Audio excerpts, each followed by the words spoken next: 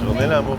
Hola chicos, donnez-moi un V, donnez-moi un L, donnez-moi un O, donnez-moi un G. Bienvenue dans un nouveau vlog, j'espère que tout le monde va bien. Aujourd'hui, on a une mission très importante, rentrer dans ma tête et comprendre pourquoi ma voix me parle. Est-ce que vous avez une voix dans la tête? Vraie question. On rentre direct dans le vif du sujet. Parce que j'en parlais avec des potes l'autre coup. Moi j'ai une voix, je pense en avoir qu'une, ou peut-être deux des fois parce qu'elles discutent un peu l'une avec l'autre. Et en fait pour tout vous dire, demain matin, j'ai un truc bien difficile à faire. Et je me suis rendu compte que ces voix parlent beaucoup quand ma vie devient difficile. Quand il y a une épreuve difficile, que ce soit un examen, que ce soit un truc... Moi c'est souvent un truc en sport où je vais repousser un petit peu mes limites. Mais ça peut être, je sais pas, une rupture, n'importe quoi. Dès que ça devient difficile, la voix, elle parle encore plus. L'autre coup, j'en parlais avec des potes, et il y avait deux potes qui me disaient « Mais moi, j'ai pas de voix. Genre, je n'ai vraiment pas de voix. » Après, c'est pas une voix qui parle, genre vous l'entendez pas dans vos oreilles, mais vous êtes capable presque de répéter ce qu'elle dit, même si vous ne l'entendez pas. Je sais pas comment expliquer. Je pense que ceux qui ont la voix vont me comprendre direct, et ceux qui ne l'ont pas vont me dire « Ce gars est complètement perché ». Demain matin, je fais donc le 10 km Adidas, 10 km à Paris. Et je sais que dans ce genre d'épreuve, le plus gros challenge, c'est de ne pas écouter cette fameuse voix. Parce que cette voix, tous les 100 mètres, elle me dit « abandonne ». Et le risque, c'est de confondre cette voix avec la réalité. Parce que cette voix n'est pas la réalité. On parle beaucoup de mental, on dit que c'est notre mental. Et quand on l'écoute, elle peut nous faire des dingueries. Que ce soit en bien ou en mal, mais surtout en mal. Et notamment nous faire abandonner des trucs.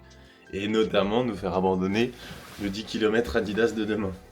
Bref, tout ça pour vous dire que si vous aussi vous avez une voix, eh ben, on va essayer de comprendre comment elle fonctionne et surtout les choses à faire et à ne pas faire pour l'utiliser comme il faut. Et si vous n'avez pas de voix, eh ben, regardez quand même cette vidéo parce que vous comprendrez peut-être mieux les gens qui ont une voix. Sur ce, on va faire du vélo.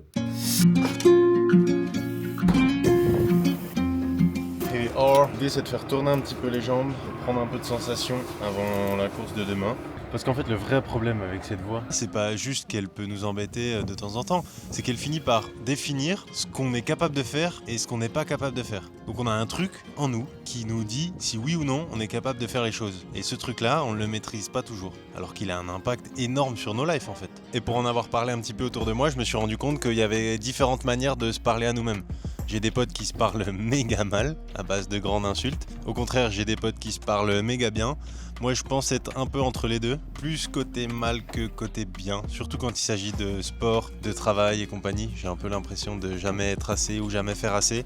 Mais bon, ça, c'est très personnel et je suis pas sûr que ce soit une bonne chose. Mais en fait, cette voix, il faut surtout pas la voir comme un ennemi, parce qu'elle fait partie de nous et elle est là pour une chose très précise, nous protéger. C'est pour ça qu'elle va nous encourager à ne pas participer à telle ou telle chose pour ne pas nous mettre dans des situations délicates, ne pas poster sur les réseaux par peur de se ridiculiser, ne pas faire tel effort physique, etc., etc.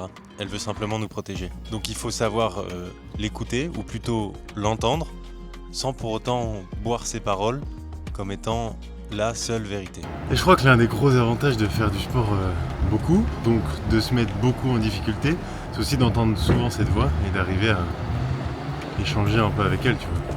Par contre, ce qui est marrant, c'est que, comme on l'a dit, cette voix, elle n'est pas la même chez tout le monde. Pas le même ton, pas la même agressivité ou la même gentillesse. Je pense que ça évolue vachement en fonction de ce que tu as vécu. De comment tu as géré un peu les catastrophes qui t'arrivent dans la vie, les échecs, les machins chouettes. Et ça fait que tu te parles peut-être plus ou moins gentiment. Ou que tu es plus ou moins tolérant avec toi-même, tu vois. Je sais pas. Typiquement maintenant tout de suite, je suis face à un truc que j'arrive pas à faire. La question c'est est-ce que je me dis que je suis une grosse salope ou est-ce que je reste dans un espèce d'état un peu positif de ça va aller, ça va le faire. C'est qu'une question de nombre d'itérations, de nombre d'essais. Moi j'évite le gros salope quand même. Je suis pas sûr que ce soit très constructif. Au bout d'un moment je peux plus éviter le gros salope qui sort. Mais en attendant j'essaie de positiver un peu.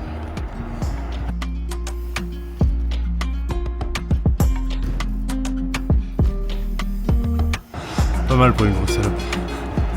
Le plus ouf, c'est qu'on a tendance à confondre cette voix avec nous-mêmes, alors que c'est que notre mental, enfin ça reste un peu philosophique, mais... et que des fois on préfère écouter cette voix, qui n'est pas forcément nous, qui n'est pas forcément la réalité, qui est une de nos réalités.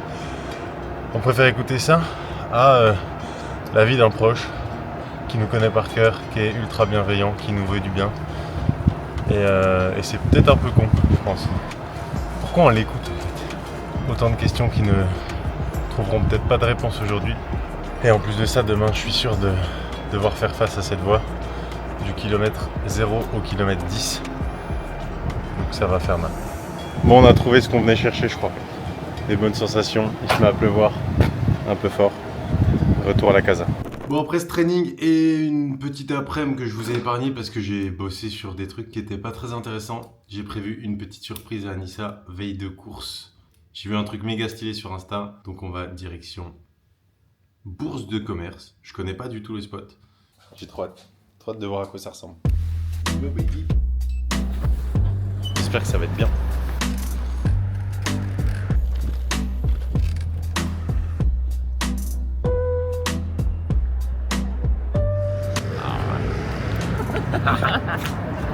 C'est ce qu'on va faire ou pas? Non. T'as regardé ou pas? Non, j'ai pas regardé. Non, t'as pas regardé? Bonjour. Excusez-moi de vous déranger, j'ai reçu une invitation via Instagram pour voir la rotonde Vous pouvez me dire votre nom s'il vous plaît? Fleury. Oui, c'est ça. On remonte encore? Ouais. Moi non plus, je suis jamais venu. Oh, le mec est artiste parce qu'il fait sortir de la fumée. Ah, pas vraiment. Mais Jason, il pouvait le faire ça aussi. Quand même trop stylé. Trop stylé. Avec le bâtiment, c'est stylé. C'est beau, hein, la fumée.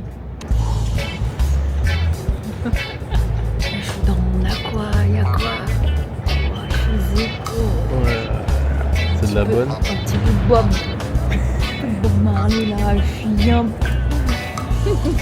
Verdict, ce brouillard? C'était sympathique. C'était joli. Non, je rigole, c'était très beau. Ça valait le détour. Ouais, je préfère, ouais.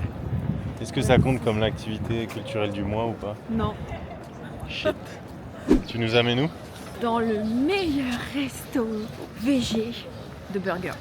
En fait, au lieu de faire à manger et de manger des pâtes, je pense qu'on est sur un nouveau Concept programme de de... nutrition. Voilà, Faut exactement. casser les codes, il faut surprendre ton corps. Et là où je t'emmène, c'est C'est surprenant. pépite.